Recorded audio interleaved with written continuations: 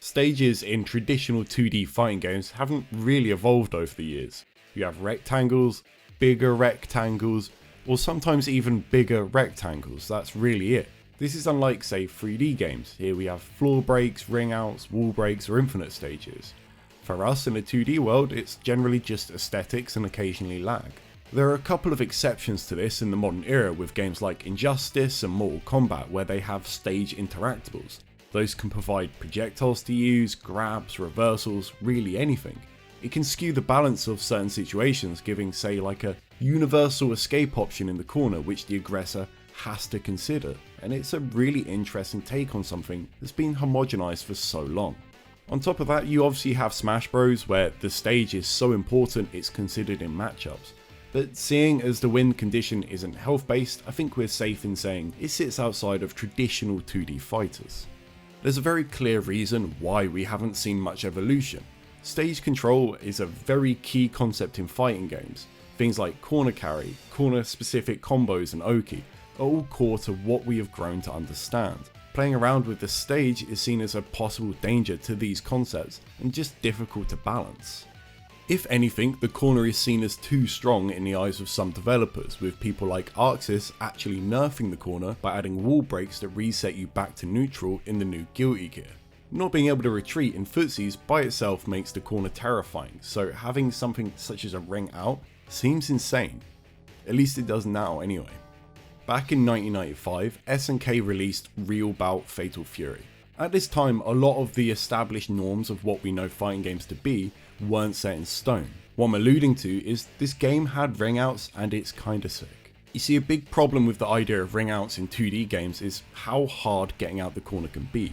There are characters like Lancelot or Rashid whose biggest strength to their ability to escape corner pressure is such a powerful trait that alone can make a character far more viable. This is obviously unlike a 3D game where you're working with that third axis that allows you to readjust yourself according to the wall in neutral. SNK actually made a universal mechanic that makes escaping the corner easier, and it's the line system. Similar to what you'd expect in a classic beat 'em up, you can move to the back line, front line or center line. It's kind of like pseudo 3D. In the center line you'll have your normal moveset, and this is where you'll see all your typical fighting game stuff. In the front and back you'll have a limited selection of attacks, but you can move past the opponent on the center line, making it a respectable escape tool. Your typical tools in the center lane will actually whiff on the opponent, so you'll need to go for specific attacks to hit them. Now this is a very TLDR version of this whole system, you could make a video on it alone, but as a result of this mechanic you've got another tool to escape the corner, dodge an incoming attack, or just reposition yourself. It's not an escape for free by any stretch of the imagination, but it's something else for the opponent to react to, which can open up other mind games.